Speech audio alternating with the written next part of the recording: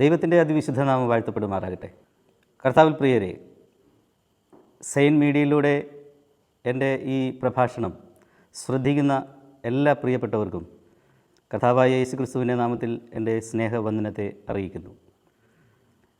കഷ്ടാനുഭവ ആഴ്ചയുമായി ബന്ധപ്പെട്ട ദിനങ്ങളെക്കുറിച്ച് നമ്മൾ ധ്യാനിക്കുമ്പോൾ വളരെ പ്രധാനപ്പെട്ട ഒരു ദിനമാണ് പെസഹ വ്യാഴാഴ്ച എന്ന് പറയുന്നത്.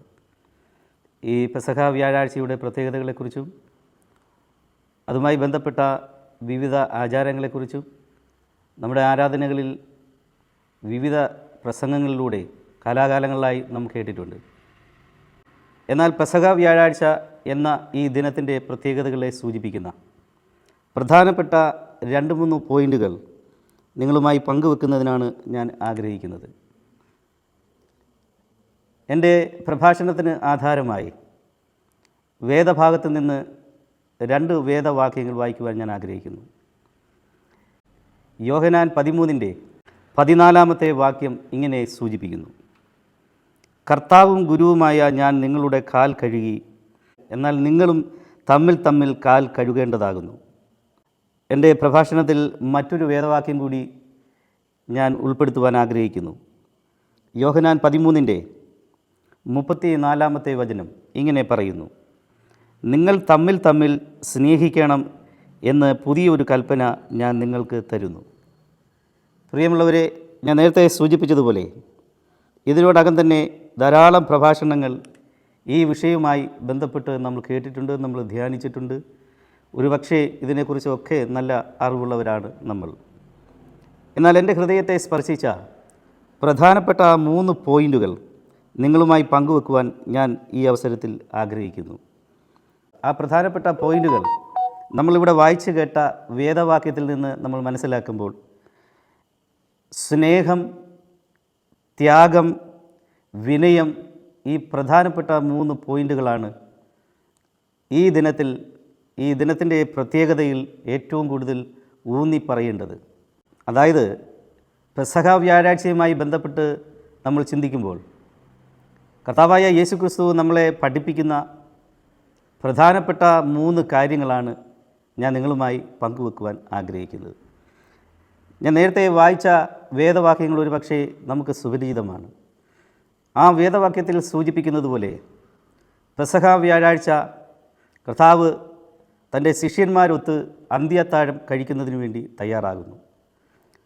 നോക്കൂ, നമ്മൾ ഇവിടെ ചിന്തിക്കേണ്ടുന്ന ഒരു വസ്തുത എന്ന് പറയുന്നത് ആ ദിനത്തിൻ്റെ പ്രത്യേകതകളെക്കുറിച്ച് മനസ്സിലാക്കുമ്പോൾ മാനസികമായി വളരെ സംഘർഷഭരിതമായ ഒരു ദിനത്തിലൂടെയാണ് എൻ്റെ കർത്താവ് കടന്നു പോകുന്നത്. എന്നാൽ ആ അന്തരീക്ഷത്തിൽ പോലും, ആ സാഹചര്യത്തിൽ പോലും തൻ്റെ ശിഷ്യന്മാരൊത്ത് അവരുടെ സന്തോഷത്തിൽ പങ്കുചേരുന്നതിനുള്ള ഒരു സ്നേഹം കർത്താവ് അവിടെ പ്രകടിപ്പിക്കുക. അതിലൂടെ നമ്മളെ വലിയ ഒരു പാഠമാണ് കർത്താവ് പഠിപ്പിക്കുന്നത്.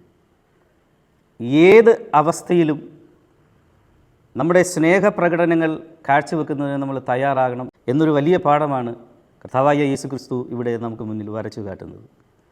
പ്രിയമുള്ളവരെ, പലപ്പോഴും ഞാനും നിങ്ങളും ഒരുപക്ഷെ നമ്മുടെ നിത്യ ജീവിതത്തിൽ പ്രകടമാക്കുന്ന സന്തോഷം എന്ന് പറയുന്നത് കണ്ടീഷണലാണ്, ചില വ്യവസ്ഥകളുടെ അടിസ്ഥാനത്തിലാണ്.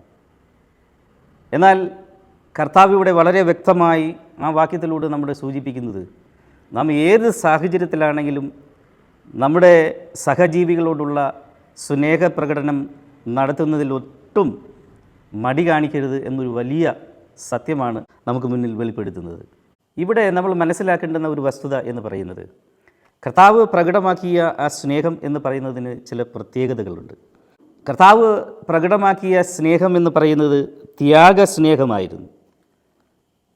ഒന്നുകൂടി വിശദീകരിച്ച് പറഞ്ഞാൽ, തൻ്റെ ജീവൻ ഏതാനും മണിക്കൂറുകൾക്കകം നഷ്ടമാകും എന്ന് ഉറപ്പുണ്ടായിട്ടും തൻ്റെ ശിഷ്യന്മാരോട് ആ സ്നേഹപ്രകടനത്തിന് യാതൊരു കുറവും വന്നില്ല. അത് ഒരു ത്യാഗസമ്പൂർണമായ സ്നേഹപ്രകടനമാണെന്ന് നമുക്ക് മനസ്സിലാക്കാം.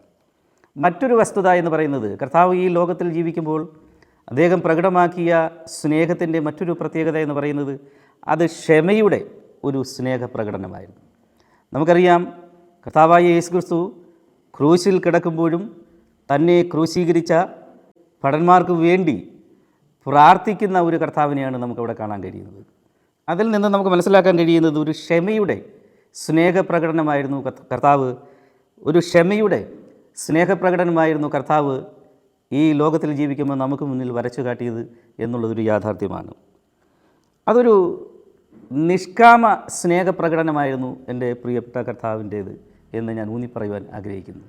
എന്ന് പറയുമ്പോൾ യാതൊരു പ്രതിഫലവും ഇച്ഛിക്കാതെയുള്ള ഒരു സ്നേഹപ്രകടനമായിരുന്നു കർത്താവ് നമ്മളെ പഠിപ്പിച്ചത് എന്ന് നമ്മൾ അറിഞ്ഞിരിക്കേണ്ടത് വളരെ അത്യാവശ്യമാണ്. പ്രിയമുള്ളവരെ, ഞാൻ സൂചിപ്പിച്ചത് നമ്മുടെ ജീവിതത്തിലും ഈ പറയുന്ന പ്രത്യേകതകളിലൂടെയുള്ള സ്നേഹപ്രകടനത്തിലായിരിക്കുവാൻ എനിക്കും നിങ്ങൾക്കും വരും നാളുകളിൽ സാധിക്കട്ടെ എന്ന് ഞാൻ ആത്മാർത്ഥമായിട്ട് പ്രാർത്ഥിക്കുന്നു, ആഗ്രഹിക്കുന്നു. മറ്റൊരു പ്രധാനപ്പെട്ട വസ്തുത ഈ ദിനത്തിൽ കർത്താവ് നമ്മളെ പഠിപ്പിക്കുന്നത് എന്ന് പറയുന്നത് ലോകം ഇതുവരെ കണ്ടിട്ടില്ലാത്ത വിധത്തിലുള്ള ഒരു വിനയ പ്രകടനമാണ് കർത്താവ് നമ്മളെ പഠിപ്പിക്കുന്നതെന്ന് നമുക്ക് മനസ്സിലാക്കാം. നോക്കൂ, നമ്മളൊന്ന് മനസ്സിലാക്കുമ്പോൾ, ഒന്ന് ചിന്തിക്കുമ്പോൾ കർത്താവിന് എല്ലാ വിധത്തിലുമുള്ള ശക്തി ഉണ്ടായിരുന്നു എന്ന് എനിക്കും നിങ്ങൾക്കും ഉറപ്പുണ്ട്. കർത്താവ് ശിഷ്യന്മാരുടെ ഗുരുവായിരുന്നു.